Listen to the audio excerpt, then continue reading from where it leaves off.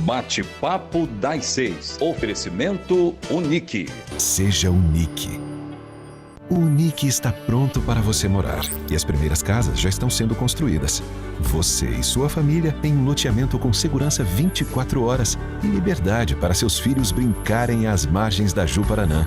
O Unique tem localização privilegiada com benefícios, condições e valores que nenhum outro empreendimento da região oferece. Seu tempo é agora. Construa aqui o seu sonho com parcelas mensais a partir de R$ 2.900. Seja Unique.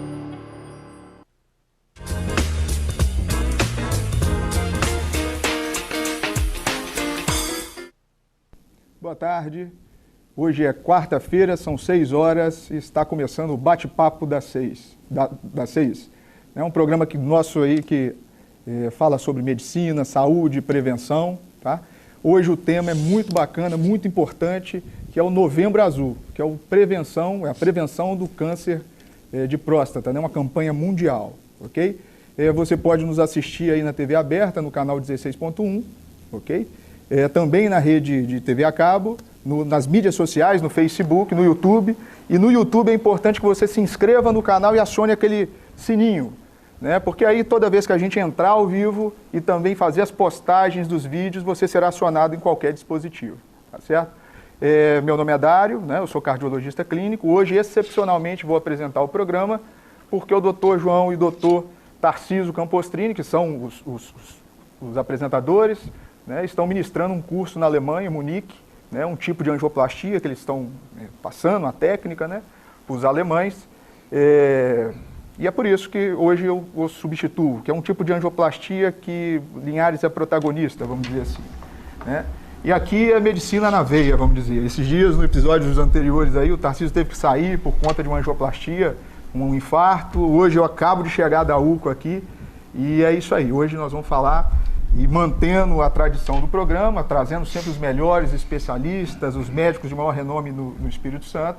A gente hoje traz 2 urologistas para conversar sobre o tema, um médico radiologista, especialista em diagnóstico, tomografia, ressonância e ultrassom, etc. E também, junto comigo, o Dr. Wallace. Né? Então, eu gostaria de apresentar para vocês, né, compondo a mesa aqui, uma boa tarde aí, Dr. Wallace Medeiros, cirurgião vascular, vai tocar hoje aí com a gente, certo? Boa tarde, eu quero agradecer pelo convite, agradecer ao nosso amigo João, Tarcísio. Eu acho que é um tema extremamente interessante, eu espero aprender muito também aqui hoje. Nós vamos tentar essa árdua tarefa de substituí-los, mas do lado de colegas competentes, acho que todos nós vamos nos enriquecer grandemente daqui para frente. É isso aí. Do meu lado esquerdo aqui está o Dr. Alex Cesano, velho conhecido nosso aqui da urologia. Já passamos vários perrengues junto ali no Hospital Rio Doce, né? Isso aí, seja muito bem-vindo. Sim, Dário, eu gostaria de agradecer o convite para a gente estar falando aqui para um tema bastante importante, né, nesse mês de novembro. Isso aí. Ao lado dele, o Dr. Guilherme Eleodoro, também urologista. Seja muito bem-vindo, meu querido. Obrigado pela oportunidade. Acho que é um momento oportuno para poder estar abordando esse tema que é importante e trabalhar essa divulgação, essa projeção daí de informações para a gente combater o câncer de próstata. Isso aí. E ao lado do Dr. Guilherme, a gente tem o Dr. Ricardo Volpato, que é especialista em radiologia. Exato, né? Dário. E veio nos ajudar aí. Tudo bem? Boa noite pessoal de casa, boa noite Dário, Wallace, obrigado por esse convite. Eu acho que hoje a gente tem a chance de discutir e poder conversar um pouco sobre um tema de suma importância, né, na medicina, e também deixar um pouco mais claro para o público de casa esse assunto que, ora, é tão polêmico, mas é muito frequente para a gente também, né? Show de bola, isso aí. Bem, hoje o tema é muito bacana, né? A gente vai esclarecer muito a população, tirar alguns preconceitos, vamos dizer assim. E é isso aí, vamos começar então? Isso aí, eu queria dirigir primeiro a pergunta ao Guilherme Eleodoro, para a gente iniciar o bate-papo, né? Vamos dizer assim, introduzindo, o que é a próstata? O que é esse órgão? Mulher, homem tem? Como que... O que você poderia pincelar isso para a gente? Bom, rapidamente, a próstata é um órgão pélvico, compõe o sistema reprodutor masculino. Ela está alojada abaixo da bexiga e muito próximo ao reto. Isso é importante saber, que justifica o exame físico. E a função da próstata é dar nutrientes e a fluidez pro líquido seminal, pro esperma. Então, ela é um órgão muito importante do aparelho reprodutor masculino e, inclusive, por causa da passagem do canal urinário, da uretra, pela próstata, ela também auxilia na continência urinária. Em resumo, de maneira simples, essa é o nosso alvo. Joia. Tá certo. Hoje a gente vai falar sobre câncer de próstata. Eu acho que esse é o grande objetivo do Novembro Azul, né? E o que seria isso? O que é o câncer de próstata? O doutor o doutor Alex Cesano. Então, o câncer de próstata, ele, né, tem uma origem como qualquer outro câncer, né? São células que perdem o controle de replicação, de multiplicação, começam a ter uma multiplicação desordenada, descoordenada e proliferar, assim, continuamente suas células e produzindo os tumores, tá certo? Então, basicamente, a origem é igual a qualquer outro câncer. É uma proliferação de células malignas que perdem o seu controle de replicação e multiplicação. Eu acho que é importante destacar o Novembro Azul. Essa campanha, de certa forma, mundial é importante porque o câncer de próstata, né, é um câncer extremamente prevalente. Quando nós falamos em câncer, e eu acho que os nossos especialistas podem ressaltar isso muito bem, quando a gente fala em câncer, a gente fala uma célula que no organismo ela vai se reproduzir de alguma forma, mas quando nós temos um câncer, essa célula se desordena, ela cresce, e ela não deveria crescer tanto. Quando ela cresce, ela toma o espaço de outras, e esse crescimento desordenado causa vários problemas. Só que o câncer de próstata tem que deixar bem claro que é o câncer mais incidente no homem. Eu acho que esse é o importante. Isso não é importante só para os homens, né? Eu acho que a gente tem que discutir para as mulheres que sofrem com isso, com os filhos que sofrem com isso. E além de ser o câncer mais incidente, ele é o segundo em mortalidade, somente atrás do câncer de pulmão, tá certo? Então, eu acho que a grande questão é saber, nós temos um câncer que é uma célula que cresce em um órgão que é masculino, que é extremamente importante. E como evitar esse câncer?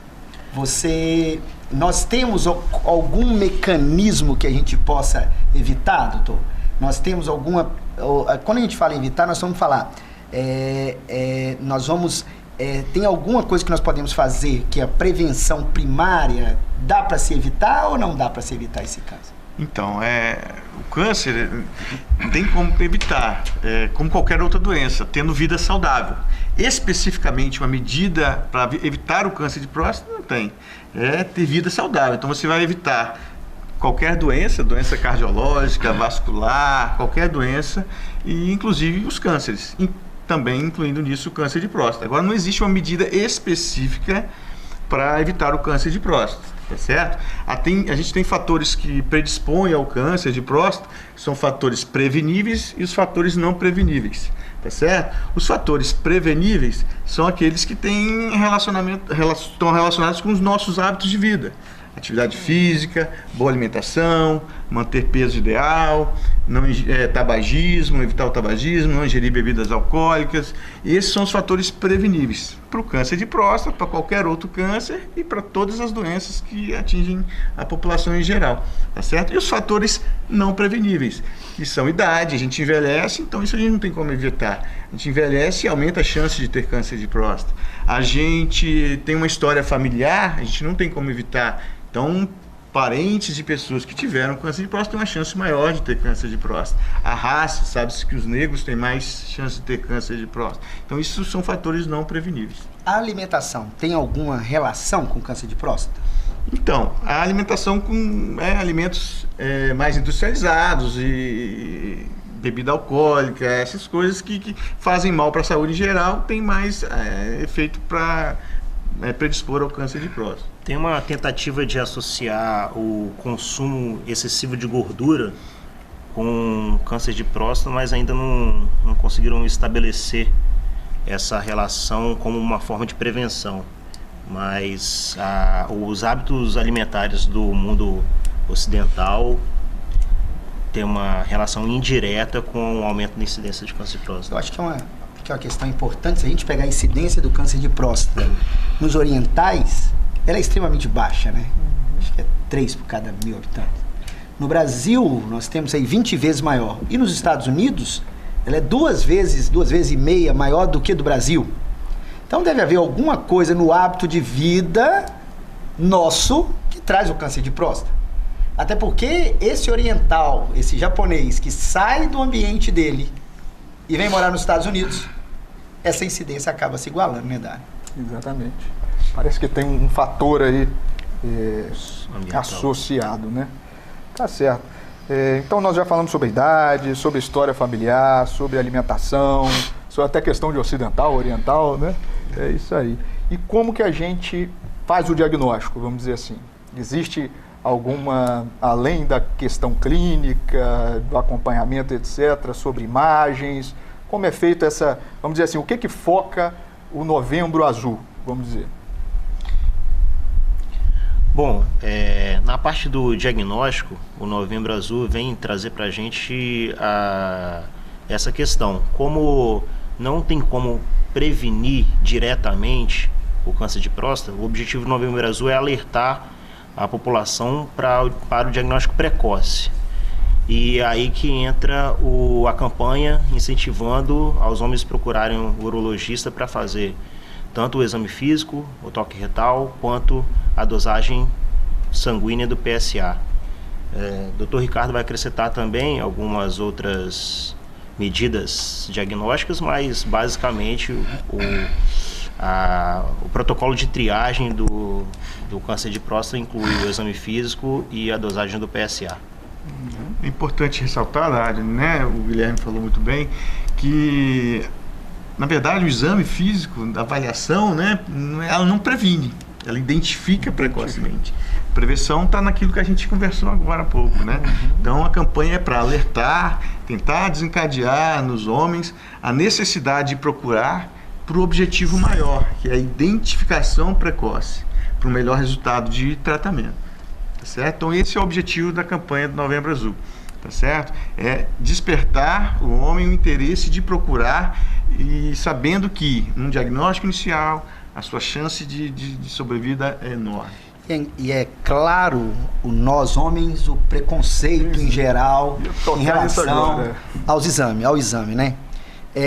Hoje eu vejo que assim, tem alguns estudos contraditórios em relação ao PSA, mas é o que se utiliza ainda, né? Até pelo o índice de falso positivo, falso negativo, que não é pequeno. Eu acho que tem que ficar claro que nós temos 2 tipos de prevenção. A prevenção primária é isso que nós dissemos. Nós vamos melhorar nossa dieta, nós vamos melhorar nossa alimentação, nós vamos fazer uma promoção da saúde ao longo do tempo para que a gente não herde doenças cardiovasculares, nem doenças do tipo neoplasias, que são os cânceres. Mas existe uma prevenção secundária, que eu acho que esse é o foco agora. Como eu vou prevenir secundariamente? É a identificação desse tumor de maneira precoce. E isso é importante. E hoje, quando a gente fala em neurologista, nós temos um certo preconceito em relação a isso. E eu gostaria de saber, é somente o PSA, ele nos traz essa segurança? Ou é sair da urologista, fazer esse exame completo, toque retal? Poderia nos esclarecer? Existem certos tabus em relação ao toque retal, né? E eu acho que é importante que a gente esclareça por quê, qual é a importância do toque retal. Bom, o tabu existe, não tem como negar. E é muito comum um paciente chegar ao consultório e tentar negociar com o médico. Doutor, mas precisa mesmo do exame físico? Não tem um outro exame, um exame de imagem, um exame laboratorial? Ele tenta negociar com o médico para tentar fugir do exame físico, mas só o exame físico, sem nenhum exame complementar, ajuda em diagnosticar em 40% as neoplasias, só ele. Com o acréscimo do PSA, essa possibilidade de diagnóstico vai para quase 90%. Então, como eu falei no começo, a próstata do lado, anteriormente ao reto, ela fica fácil de ser acessado pelo toque retal, onde o médico faz o exame, onde ele percebe a textura, a forma da glândula, se tem algum nódulo, se está endurecida, se tem múltiplos nódulos, se ela está rígida, fixa na pelve. Então é fundamental o exame físico para poder fazer esse diagnóstico precoce. E é uma coisa rápida, né? Quanto tempo? É um exame que dura 15 segundos? 10, 20 segundos? Menos. Acho que de um médico experiente... Coisa de segundos mesmo, né? Coisa de segundos, né? Sim, eu acho que você consegue. E eu vejo o que é importante falar é a localização desses tumores, né? Porque o exame físico é tão importante porque esses tumores da próstata, 99% dos casos, eles se localizam numa região que é palpável, é isso mesmo? Sim, então, a próstata está em íntimo contato com o reto. É até uma confusão muito comum, né? Pacientes que têm sintomas anorretais acharem que têm problemas prostáticos, pela proximidade da próstata com o reto. Então, pelo exame físico, como o Guilherme explicou muito bem, a gente identifica a grande maioria dos tumores porque eles acontecem nessa área chamada de zona periférica, que está em íntimo contato com a parede do reto. Então, a grande maioria das lesões vão ser identificadas, né, através do exame físico. E aí você vai enquadrar esse paciente de um paciente suspeito para a doença e aí prosseguir a investigação através de outros exames complementares e confirmar com a biópsia. Isso aí. Então, não precisa de ter medo, né? Não precisa de correr do urologista por causa disso. É um exame simples, tranquilo, não tem... Não doloroso, né? Rápido. Existe uma mística aí, uma questão, medo, né? Um machismo, vamos dizer, do médico, e as consequências são muito grandes e preveníveis, né? Então, primeiro a gente, pelo que a gente está compondo aqui, a gente está criando, a gente primeiro vai conversar, vai ver os fatores de risco, né? Depois cai no exame físico, depois a gente dosa o PSA junto, isso vai guiando vocês, né? Pelo que a gente está conversando. E aí a gente tem algum próximo passo? A gente vai para a imagem ou não? Ou já dá para definir? Como é que funciona isso?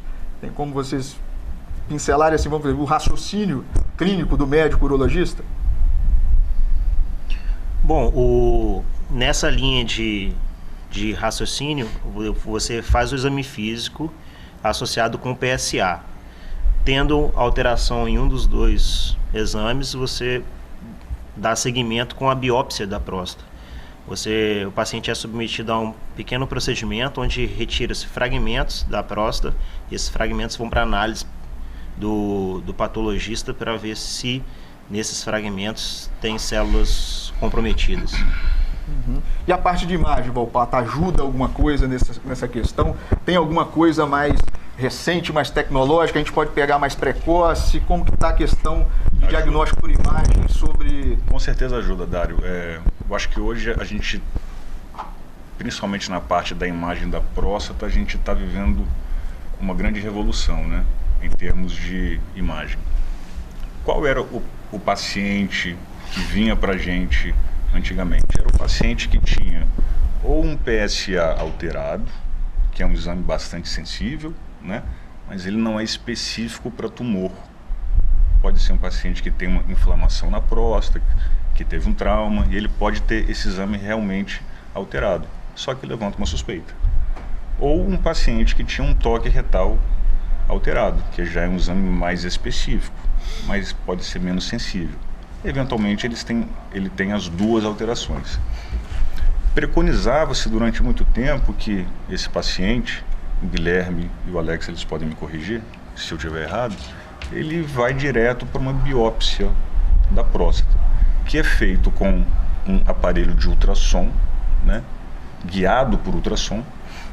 Só que essa biópsia ela é feita de uma forma randomizada, apesar de ser sistematizada. O que isso significa? A glândula ela é biopsiada em locais randomizados, mas sistematizados.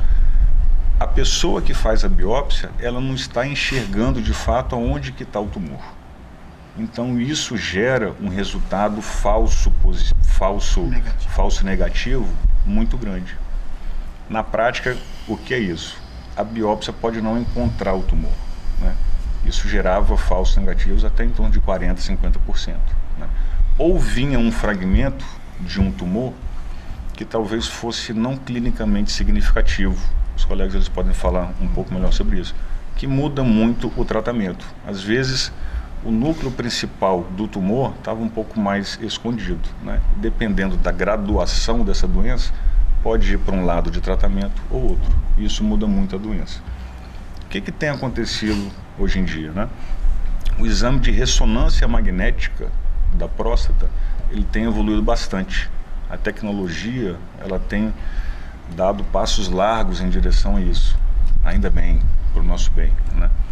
Antigamente, a ressonância magnética da próstata, ela entrava no passo final de todo esse processo. Para quê? Para fazer um estadiamento de uma doença que fosse já diagnosticada. Ou seja, a biópsia veio positiva, vamos ver como que está essa região ao redor da glândula, para ver a extensão, para ver o tamanho, se tem outros órgãos comprometidos ou não.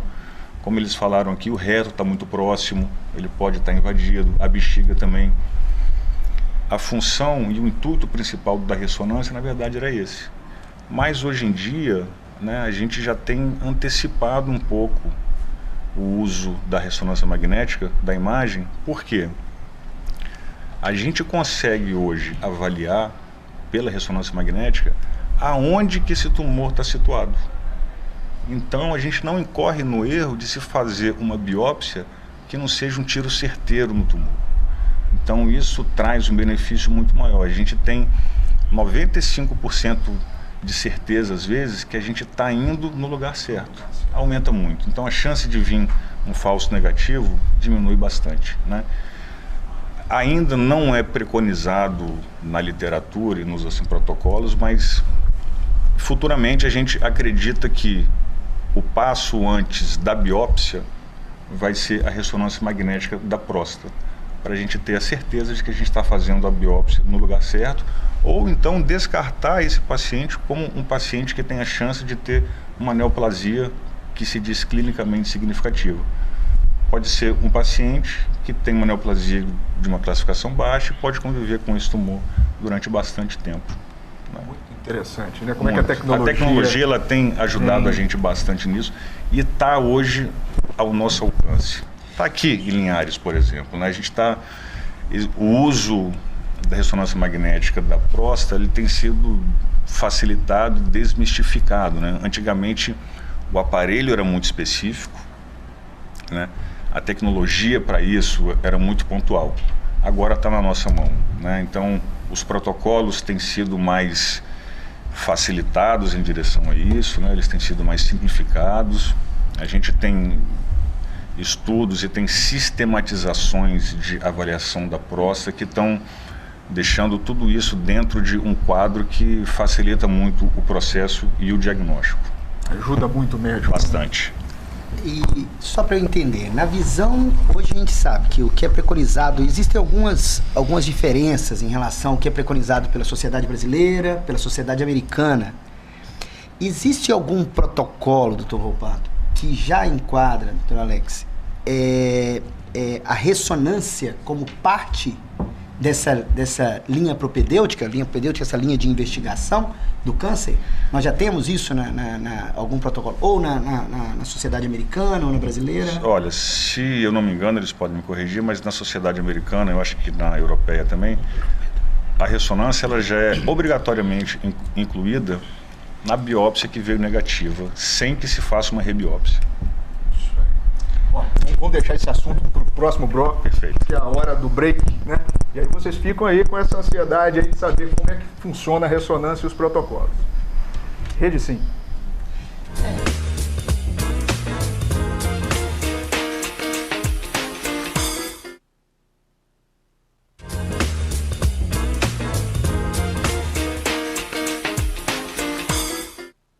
Isso aí, estamos de volta com o Bate-Papo das 6, um assunto muito bacana, um bate-papo aqui com urologistas, com o radiologista, o Dr. Wallace aqui conosco também. Então a gente volta para o Dr. Volpato, aquilo que ficou no último bloco, falando um pouco sobre a utilização da ressonância magnética no screening do Exato. câncer de próstata? Hoje em dia, ela se dá muito na prática, praticamente como um screening também, né? Antigamente, quando a gente falava em ressonância magnética da próstata, olha só como é que é mais ou menos engraçado. O paciente fugia do médico para fazer um toque retal, mas para fazer uma ressonância de próstata, ele tinha que colocar um dispositivo no reto, né? Que é muito maior do que um dedo. Então ele também fugia desse exame, né? Hoje em dia a gente não precisa disso. Quem faz uma ressonância de próstata, ele faz um exame normal. Ele deita na máquina, não coloca nada, em 20 minutos ele já tem o exame dele. A qualidade técnica dos nossos aparelhos, né, elas têm evoluído tanto que a resolução da imagem já permite alcançar o que a gente estava conversando antes. Aquele tumor pequeno que está na próstata, mas que eventualmente ele não foi alcançado por uma biópsia ou mesmo pelo toque retal, né? Então um paciente que tem um PSA alterado, mas um toque difícil, a maioria deles se encontra próximo ao reto, alguns são mais profundos, então esse paciente ele se enquadra muito bem nisso, né? O uso da ressonância magnética, o que antes era utilizado numa doença que já estava estabelecida, seria um complemento da avaliação da pelve, né, da cintura pélvica da pessoa, para ver até onde que a doença ia. Olha só como que a gente já evoluiu. Agora ela está servindo para ver se a pessoa tem doença ou não, né? Então ela está se encaixando muito bem nisso, né? A gente sempre conversa sobre isso e acredita-se que futuramente ela já entre nesse tripé de toque retal, exame de sangue, que é o PSA, e o uso da ressonância magnética. Para isso também depende da gente, né? Baratear o exame, acesso maior a todo mundo e que seja feito de uma forma mais facilitada, né, e ao alcance de todos. Porque a gente está falando de uma doença que tem uma importância pública muito grande, né? É quase um problema de saúde pública, né? Na verdade, eu acho que o que tem que ficar bem claro para todos os nossos ouvintes é que quando a gente fala de ressonância, ressonância é um exame como se fosse uma tomografia, um pouco mais específico, mas nós estamos discutindo aqui a importância de se fazer um exame de alta tecnologia para que a gente possa fazer um diagnóstico precoce. Como nós dissemos aqui, não existe um remédio que a gente vai tomar, né? Como depois eu quero até saber, curiosidade, a finasterida diminui, existe alguma vitamina? Eu acho que as vitamina E, selênio, os outras vitaminas do tomate, acho que acabou caindo assim em desuso. Como não existe nada que a gente possa tomar, mas existe uma prevenção que a gente possa fazer, cuidando da nossa saúde, vamos comer melhor, vamos fazer exercício, a obesidade é importante também relacionada, mas nós estamos dizendo tudo aqui que a tecnologia nos traz para fazer um diagnóstico precoce. Nós estamos dizendo que o grande quê do câncer de próstata, pelo que eu estou entendendo, é detectar, é encontrar esse tumorzinho quando ele está pequeno ainda, quando as chances de cura são grandes. Então eu vou fazer uma pergunta para o Dr. Alex e o Dr. Guilherme. Quando começar? Quando procurar urologista pela primeira vez? Existem diferenças? Existe diferença se eu sou um descendente, as pessoas negras, elas têm maior chance, elas devem procurar precoce? Se eu tenho meu pai que teve um câncer de próstata, ou um irmão que teve um câncer de próstata, é melhor que eu faça isso de maneira mais precoce? O que é recomendado hoje para a sociedade, pela sociedade brasileira, em relação quando procurar urologista pela primeira vez? Então, a recomendação pela Sociedade Brasileira de Urologia, dessas coisas que você citou, a que tem importância para determinar a idade mais cedo ou mais tarde de procurar, é a história familiar.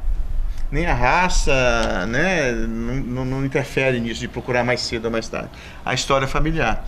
E o que é preconizado pela Sociedade Brasileira de Urologia é que homens que têm história familiar começar aos 45 anos, tá certo? Essa história familiar é muito importante de um parente bem próximo, que é o irmão e o pai, e normalmente quando a doença acontece antes dos 65 anos, tá certo? E quem não tem história familiar, não se enquadra aí, pode começar aos 50 anos, tá certo? Isso é o que a Sociedade Brasileira de Urologia recomenda, tá certo?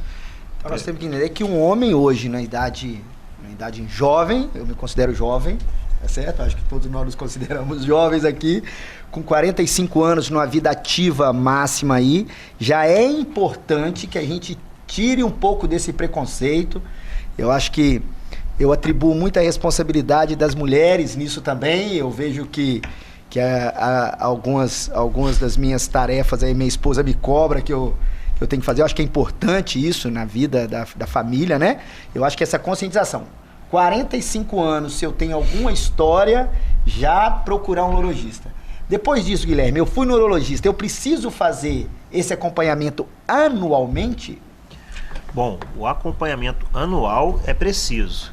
Dentro desse acompanhamento anual, o médico vai estar com o paciente estabelecendo a necessidade do exame da próstata e do PSA. Um paciente saudável, que leva uma vida de forma saudável, já feito o exame físico, constatado que ele tem a próstata normal, os valores do PSA dele são normais, ele pode estar fazendo esse exame, repetindo a cada 2 anos, não precisa todo ano fazer o toque, mas o acompanhamento, estar próximo do seu médico para conversar, para ver como é que vai a saúde, para ver como é que vão os hábitos urinários, o acompanhamento deve ser anual, é o que a Sociedade Brasileira de Urologia preconiza, o acompanhamento anual. Quando você disse os hábitos urinários, quais são os sintomas? O câncer, o paciente, que tem o câncer de próstata, ele tem algum sintoma na sua fase inicial ou ele é assintomático na grande maioria das vezes? A gente precisa esperar sentir alguma coisa, ter algum sintoma? Existem sintomas relacionados à próstata? Bom, é por isso que a campanha estabelece essa busca ativa pela doença. O câncer de próstata, na fase inicial, ele é assintomático. A partir do momento que ele começa a sentir sintomas urinários, começa a sentir dores lombares, começa a ter talvez um sangramento na urina, essa doença da próstata já está muito avançada e a chance de cura é muito baixa. Por isso que pelo comportamento silencioso da doença, deve-se buscar esse diagnóstico precoce. Eventualmente a próstata ela tem outras doenças, algumas benignas, que repercutem no dia a dia do paciente. Então o acompanhamento com o urologista também serve para avaliar e discutir como é que vai a saúde do homem como um todo. Mas especificamente para o câncer de próstata, o início da doença ela é assintomática e a manifestação clínica dela é tardia, já com a doença avançada. Eu recebo muito, porque eu mexo com a população um pouco mais idosa, eu recebo muito paciente que fala assim, minha próstata é inchada. Como é que é isso? E confunde um pouco também a sintomatologia, o que é essa próstata inchada que não é, vamos dizer assim, o câncer tem sintomas parecidos, né? Então, como o Guilherme falou muito bem, né, o câncer na sua fase inicial ele não é sintomático. Isso pelo próprio comportamento dele, porque ele é lento, né, e tem um comportamento bem lento. Então, os sintomas normalmente são relacionados ao crescimento da próstata e pela anatomia, né, do canal urinário passar por dentro da próstata, esses sintomas são normalmente sintomas de dificuldade para urinar, mas que na maioria das vezes não estão relacionados ao câncer de próstata, estão relacionados à doença benigna da próstata, que as pessoas confundem com bastante frequência. E é isso que você falou. O paciente costuma falar, minha próstata é inchada. Se a próstata é inchada, dele normalmente é que a próstata cresceu. Nós homens vamos envelhecer e nossas próstatas vão crescer. Todos, indiscutivelmente, assim, todos os homens vão ter algum grau de crescimento da próstata. Essa próstata vai trazer sintomas ou não, dependendo do tipo de crescimento.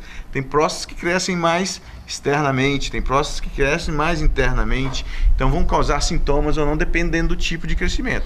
E isso não tem nada a ver, na maioria das vezes, com câncer de próstata. Quando chega a dar sintomas, são sangramentos no esperma, sangramentos na urina, aí um grau de dificuldade, né, para urinar, mas já associado a uma doença benigna junto, tá certo? Então, se esperar ter sintoma para achar que está com câncer de próstata é um grande equívoco, um grande erro e está condenado a ter problemas sérios com a doença. É engraçado ressaltar que a próstata é o sítio do câncer, né? O tumor maligno mais comum no homem e também do tumor benigno mais comum do homem, né?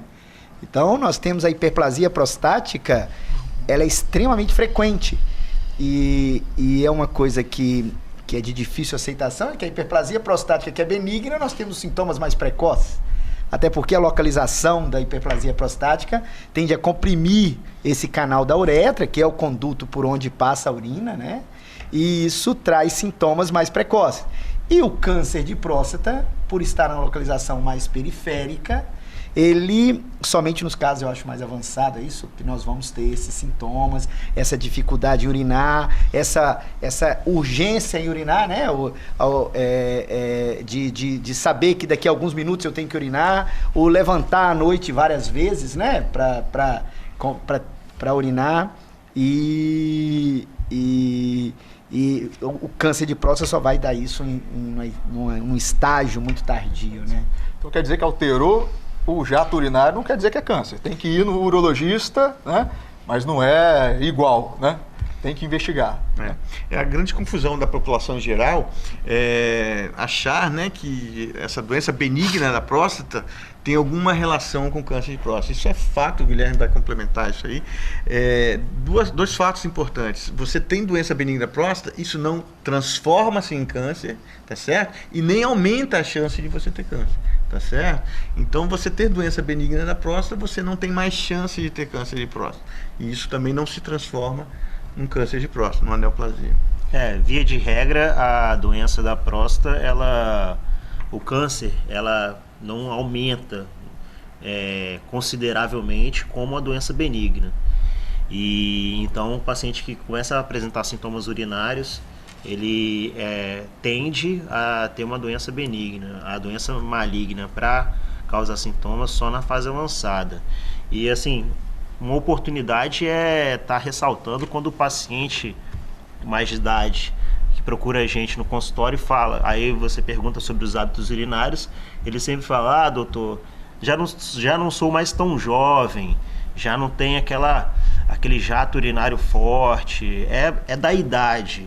Não é da idade. Muitas das vezes o paciente confunde essa questão da idade avançada, tá com o jato urinário fino, tá com gotejamento, esforço, ter que ir várias vezes ao banheiro à noite. Ele não sabe, mas esses são os sintomas iniciais da doença benigna da próstata. Isso aí. Olha só, a gente vai precisar entrar em mais um break, né? E na volta a gente complementa, existe tratamento para hiperplasia prostática benigna, como que funciona, tem que operar, a gente entra nesses detalhes e também sobre hiperplasia prostática benigna, sobre imagem, se tem alguma coisa que pode ajudar, ok?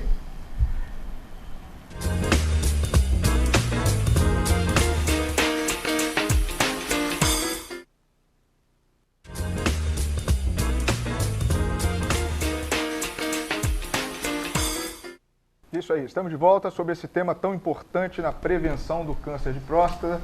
Chegamos agora ao terceiro e último bloco, tá? E vamos falar agora sobre, vamos dizer, fizemos a triagem, o diagnóstico, e agora, como é que é o tratamento do câncer de próstata? Doutor? Então, muito bem, Dário, esse é um fato muito importante, porque é um dos grandes dogmas, né, das pessoas se restringirem a procurar o médico, o medo de ter a doença. Na verdade, não é nem de descobrir a doença, é de ter as consequências do tratamento, tá? E dentro das principais consequências, né, falando principalmente da cirurgia, que é o principal tratamento para o câncer de próstata, nós temos duas complicações muito importantes, não na incidência, mas no que aquilo vai significar para a vida do paciente, que é a incontinência urinária e o problema de ereção, né? Bom, como o Dr. Alex falou, hoje o padrão ouro é a cirurgia e invariavelmente, inerente ao cirurgião, a técnica corre esse risco de ter essa consequência da incontinência e da impotência.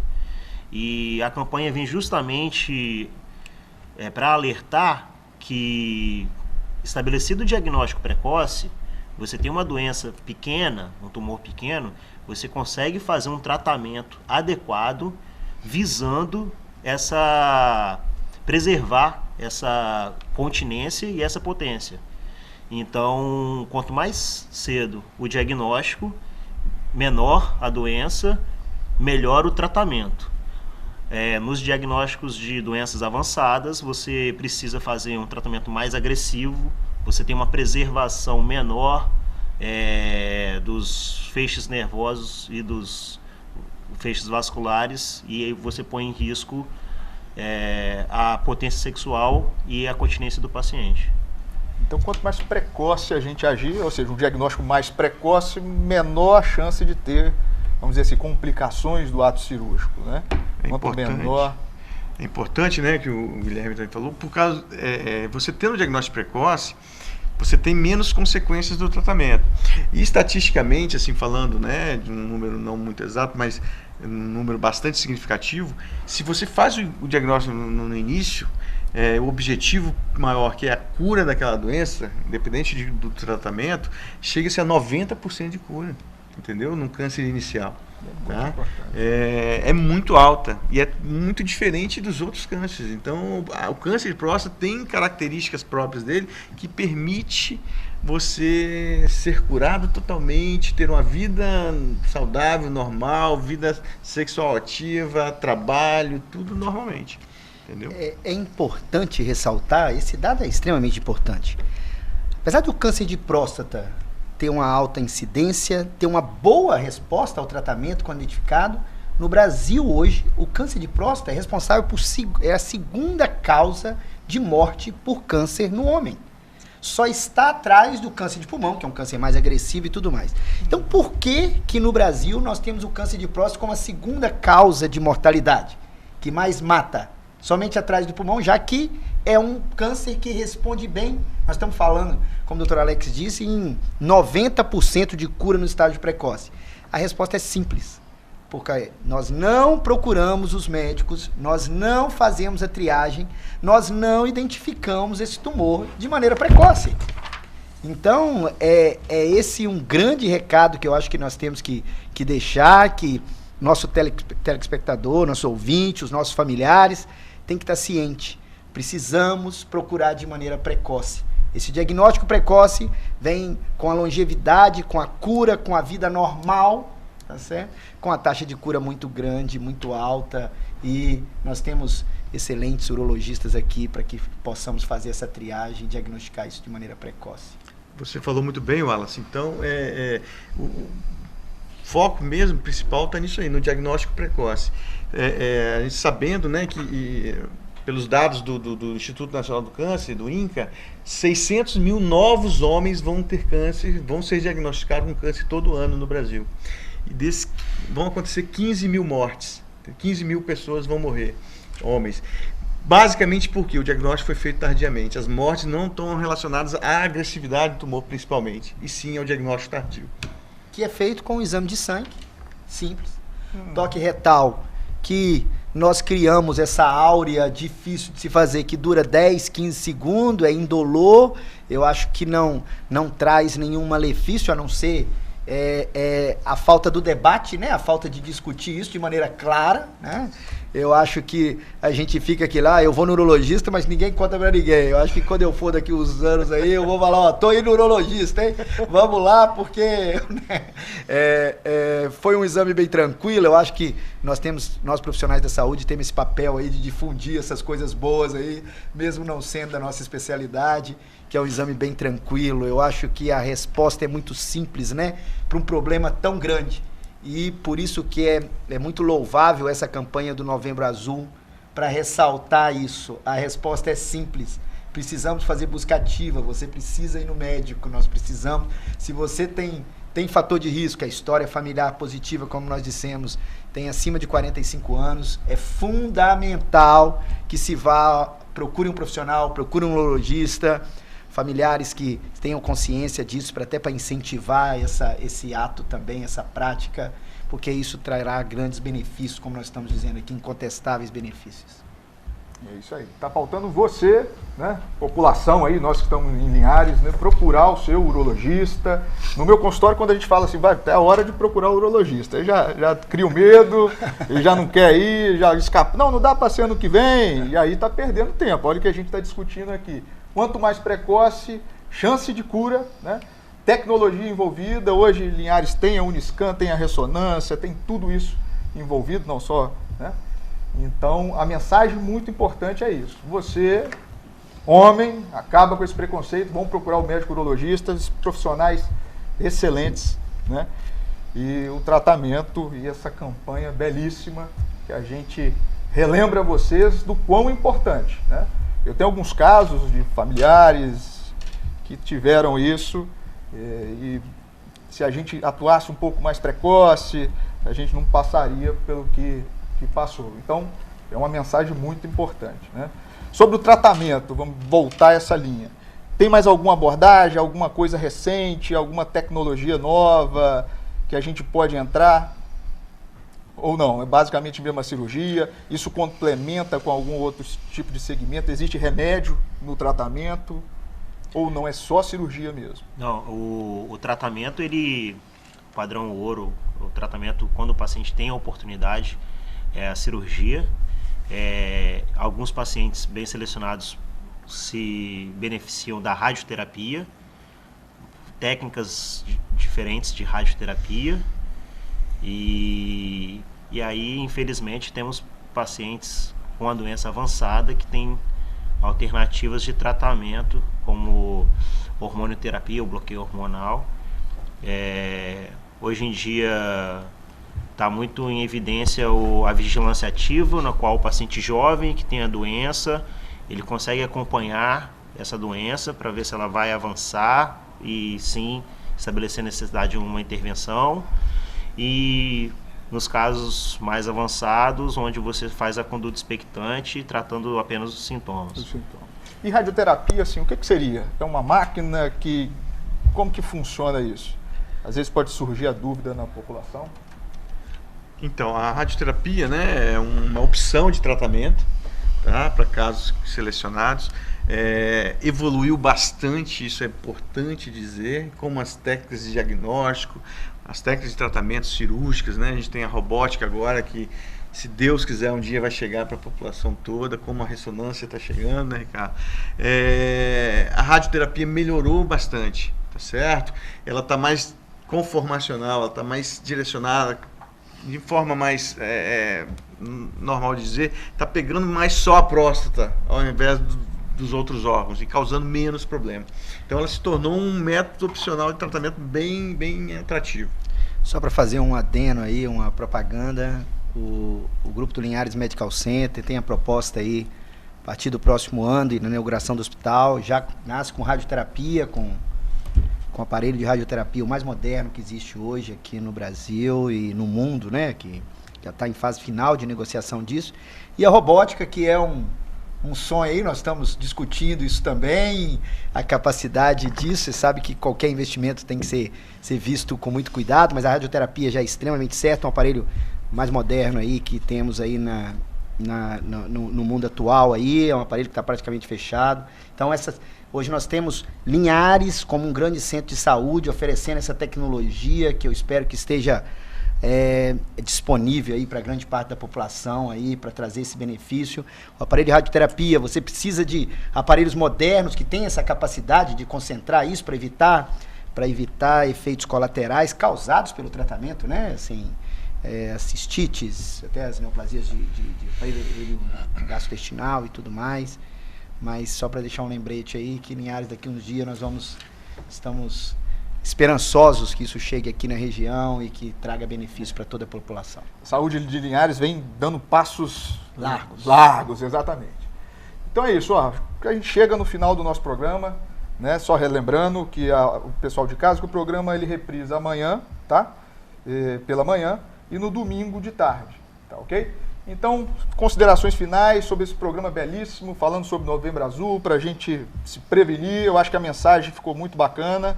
É isso aí. E aí, Alex?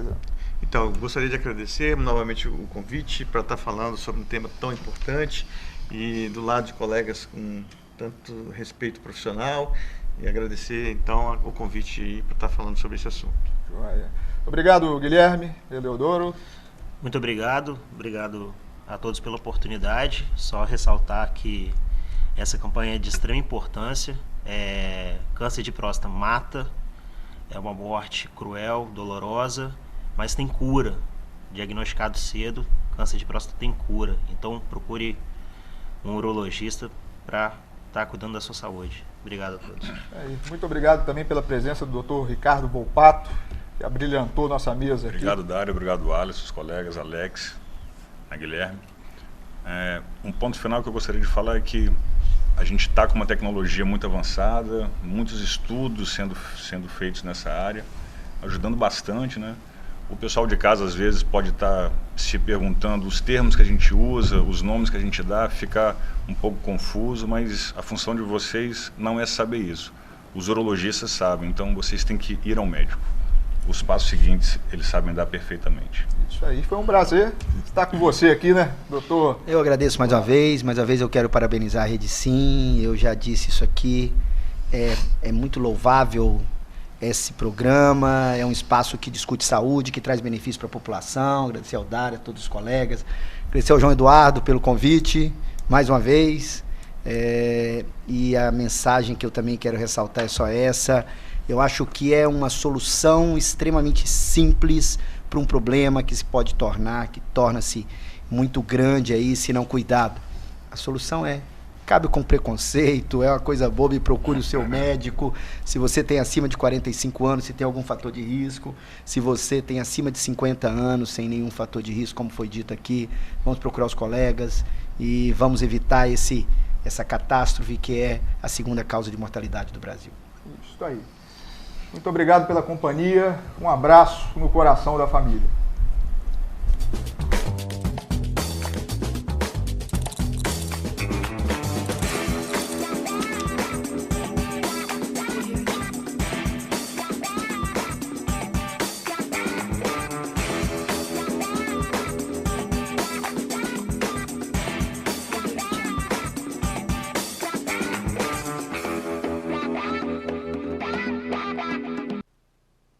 Bate-papo das 6. Oferecimento Unique.